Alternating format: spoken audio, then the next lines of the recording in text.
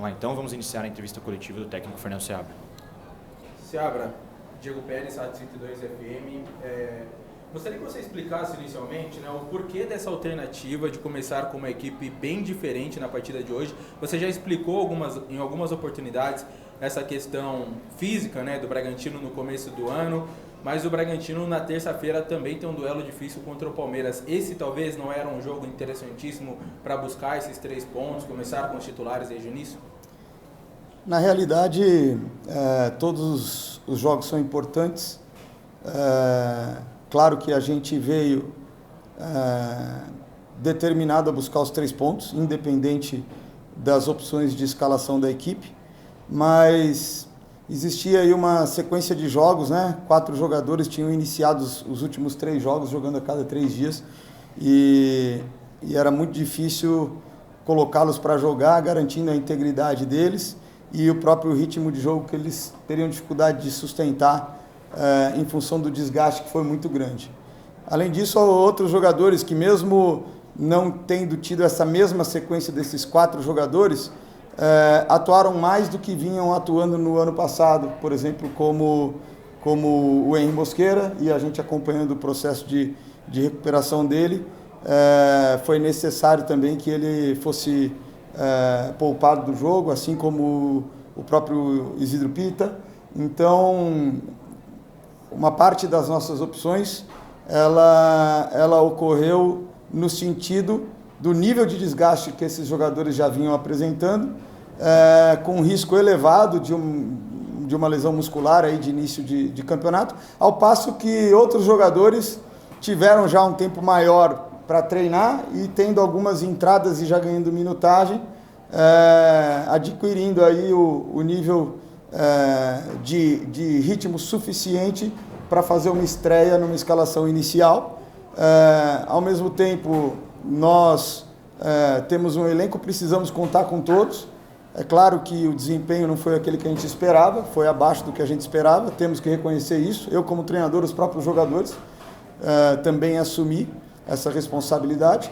E a partir daí, precisamos da sequência nas nossas decisões, nas nossas escolhas e na sequência da competição, buscando uma recuperação.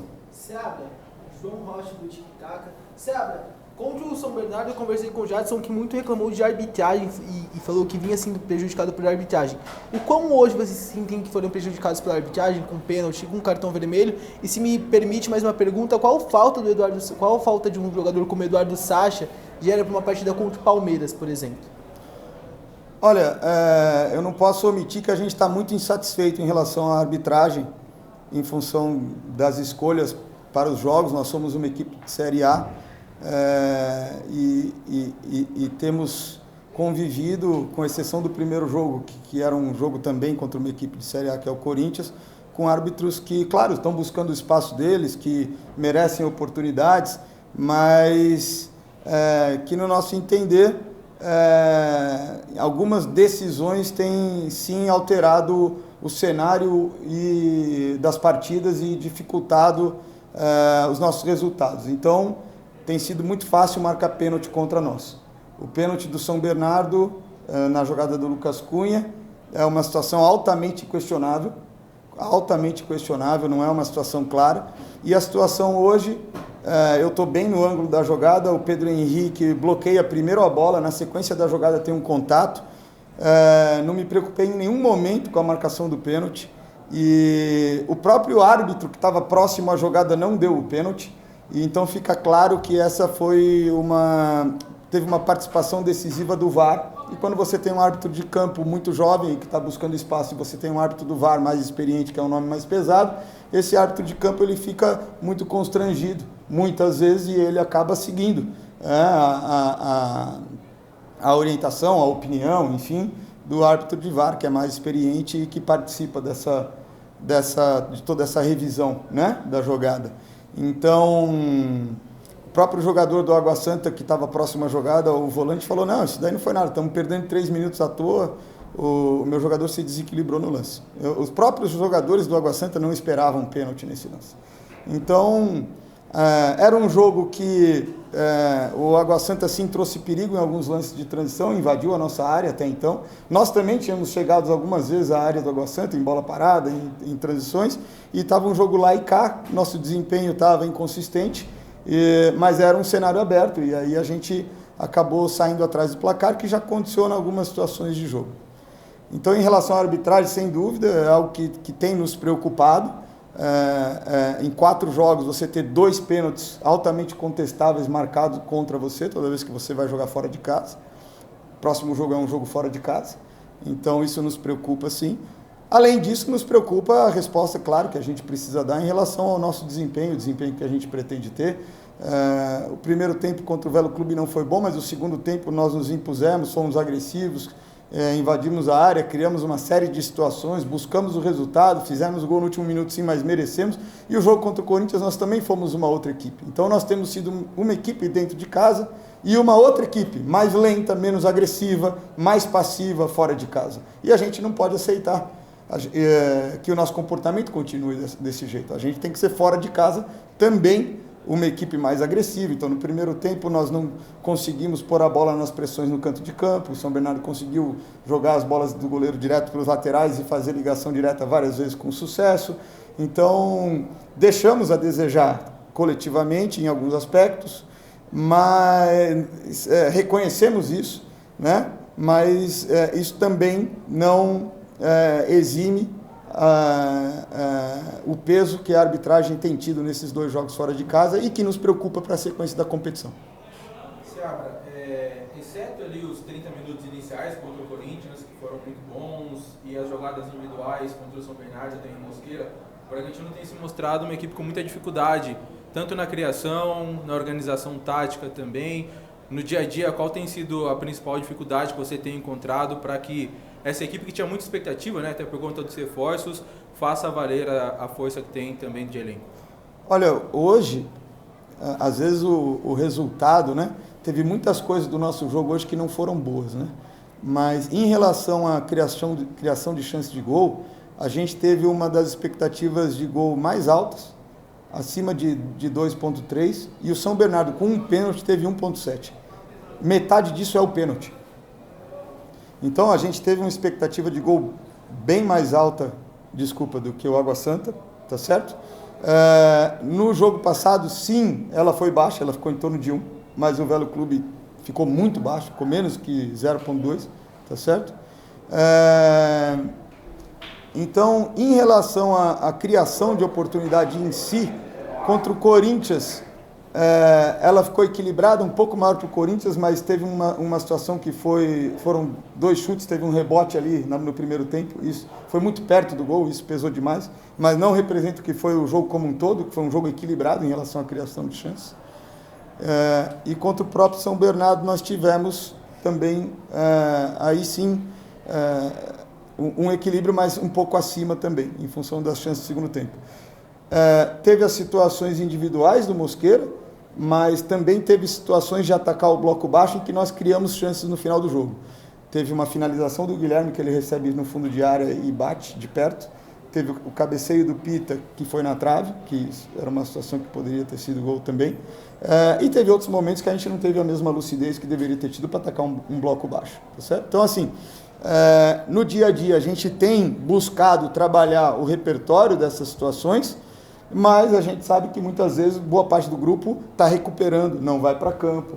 Então uma parte do grupo consegue treinar, outra parte não. Então o desenvolvimento que vai surgir em função do treino, ele vai ocorrer mais a longo prazo, porque nem todo mundo consegue treinar todos os treinos em função da necessidade de recuperar para os jogos, tá certo? Então o que a gente tem que fazer é continuar identificando os pontos que a gente precisa melhorar e atacando, mas ser muito firme e assertivo também em relação à nossa postura. A gente não pode ser um time agressivo dentro de casa e um time passivo fora de casa. E isso é comportamental e é a nossa predisposição para o jogo, independente da forma ou da quantidade de treino que a gente está tendo. Então isso é algo que a gente precisa ser muito incisivo, assertivo e conscientizar os nossos jogadores e cobrar, assim, nos jogos fora de casa, uma outra postura nesse sentido.